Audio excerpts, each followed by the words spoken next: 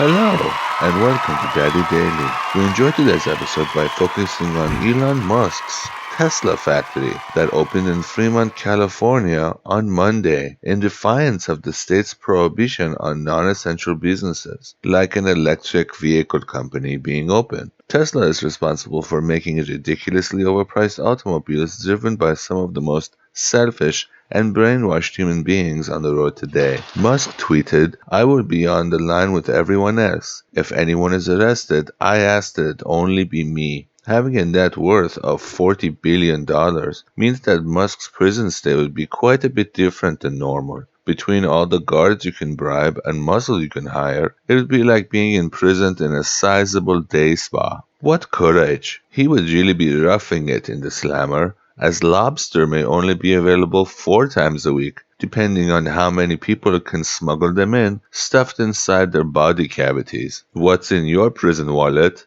Sebastian, yes. of, of course. In April, Musk described the public health restrictions on non-essential businesses as fascist, demanding lawmakers give people their goddamn freedom. Kimball Musk, Elon's brother who sits on the Tesla's board of directors, called Governor Newsom of California a panicked socialist and said the governor's treatment of Tesla has made him a fan of, wait, who?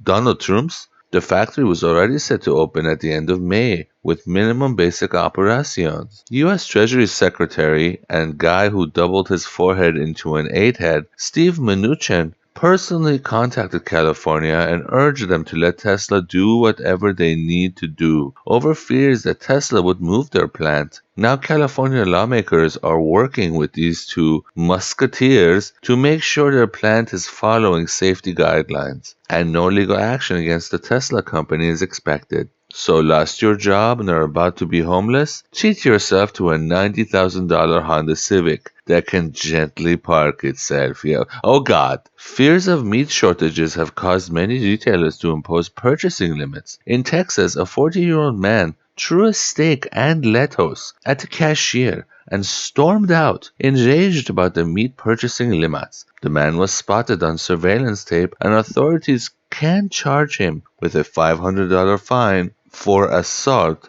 with intent to tenderize. Yes.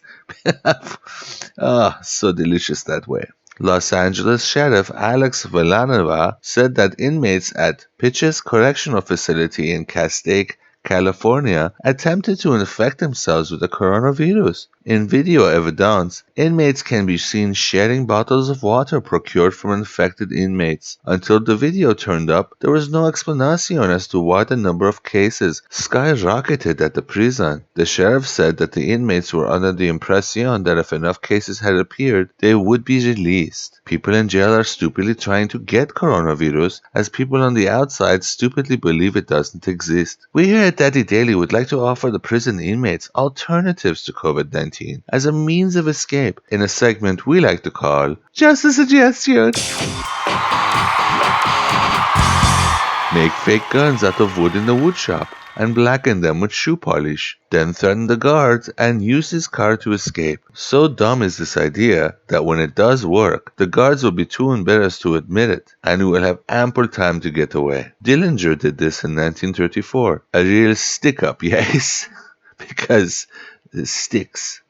Alright then. Pretend to be a prison inspector. Create false paperwork with phone numbers on it that an accomplice on the outside can answer. Then when the authorities refuse to believe you and call the number, your accomplice will tell them that you are a legitimate prison inspector from the marshal's office, pretending to be an inmate to test the facility. Then just walk out. Worked in 1971 by con man Frank Abagnale. Catch me if you can, yes? Well, they couldn't. Your prison has a wall. Build a ladder using any materials you can find. Just climb over it. It sounds ridiculous, but it worked in 2014 by 3 men in Ohio. These men escaped by laddering on the charm.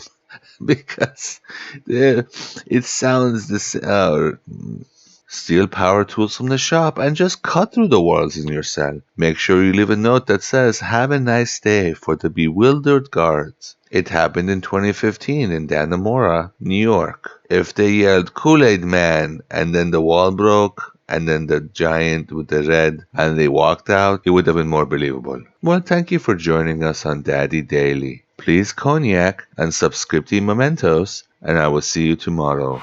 Goodbye.